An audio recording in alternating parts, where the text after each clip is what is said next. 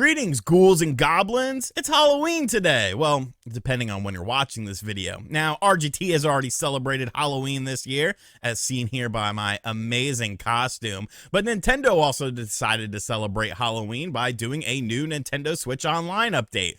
Recently, Mario Party 3 came to the N64. That's not really a game I'm going to play by myself, but this update includes 2 NES and 1 Game Boy game, all with a spooky sort of theme to it. So we're going to talk about it today on the channel, and hopefully I insult your favorite childhood games, because I enjoy doing that.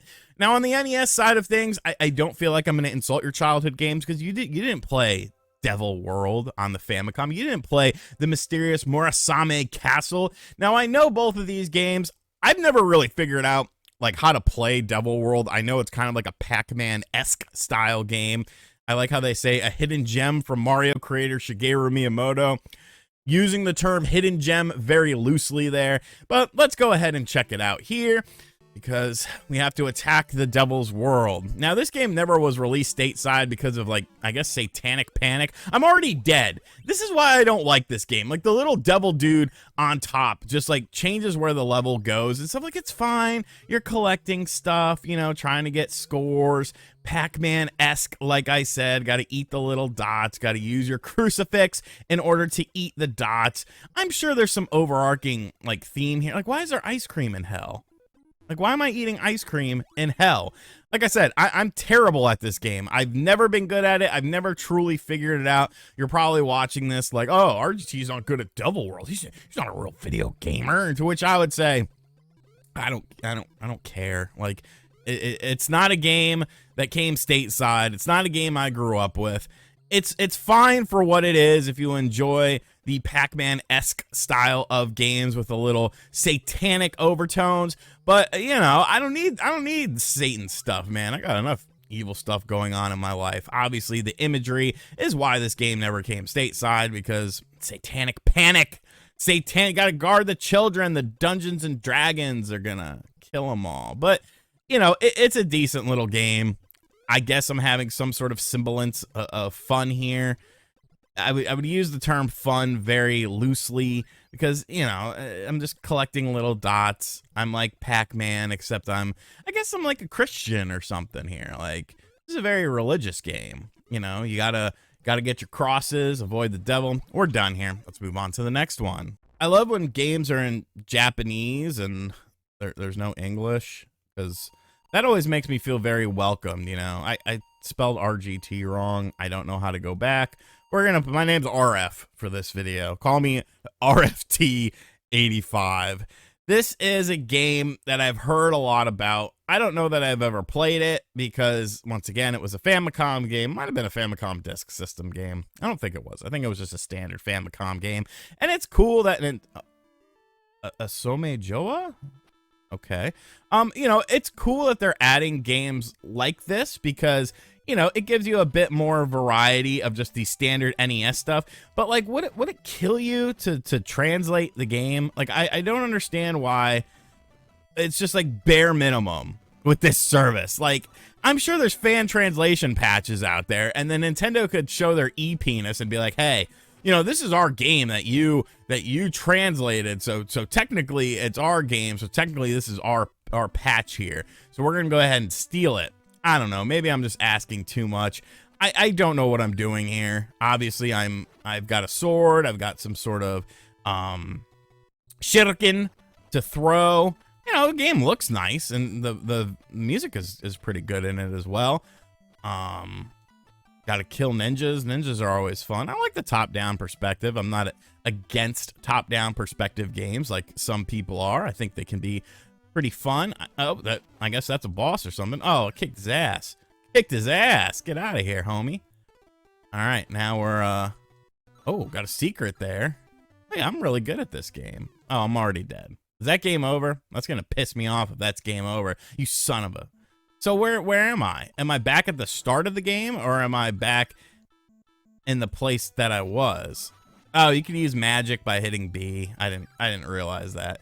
Like I said, it's a fine little game. You know, nothing I'm going to spend a whole lot of time on. Nothing I'm probably ever going to play, honestly, beyond this video. But at least they're trying something a bit different. I don't know that this really fits the horror aesthetic, but let's move on to our final game. All right, so our final game, as you can see here, is Castlevania Legends. And this is actually pretty interesting because I think this is a pretty deep cut.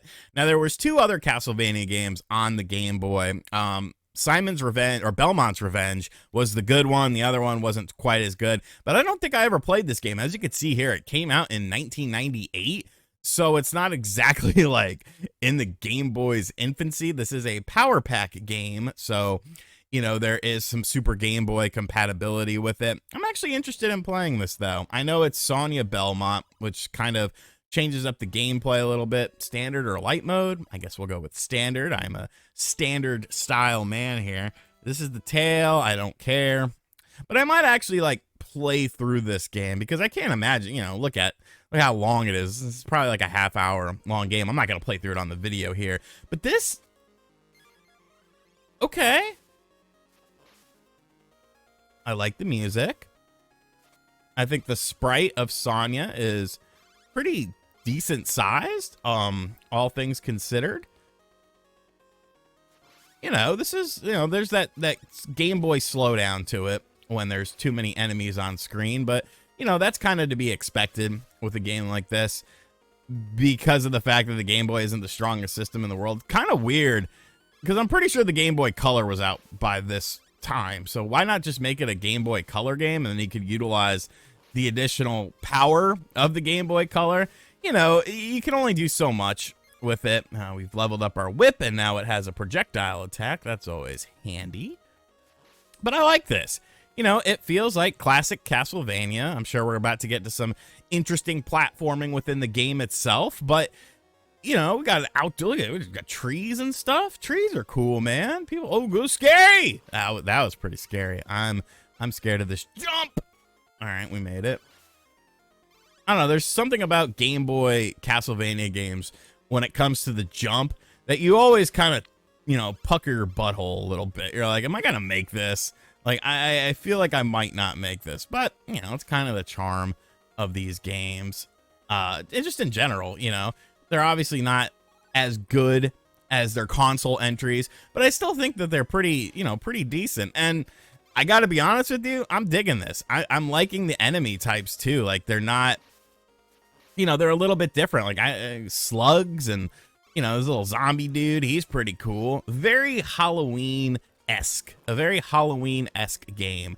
And, you know, it plays well. It looks good. It controls fine. So, yeah, I don't really have any complaints about this one. I might actually, you know what, if you grew up playing Castlevania Legends, I'm not going to hate you on that. I'm going to say you had a decent little childhood, and I'm kind of jealous that you had this game, and I did not, because I feel like I deserved to have Castlevania Legends. Instead, I remember going to Target with my mom. I saw Castlevania 64, and I was like, oh, there's a one-up system, too. Interesting.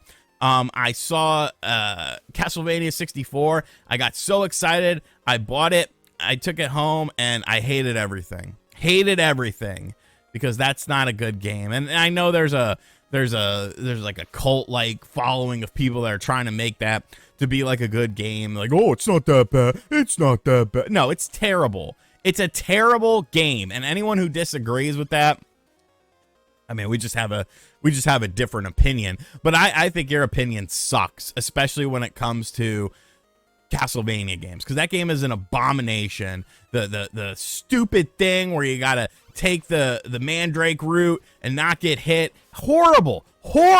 And the platforming sucks in that. Now I'm just getting mad thinking about Castlevania 64 for absolutely no reason, because we're playing this game. This feels like we're about to be at a boss battle or something. I don't know. I could be wrong, but we're going to play a little bit more, because you know what? I'm having fun with this. I am enjoying this. This is bringing a smile to my face, unlike Castlevania 64, which just brings me pain, anguish, suffering, and misery that I will remember until my dying day.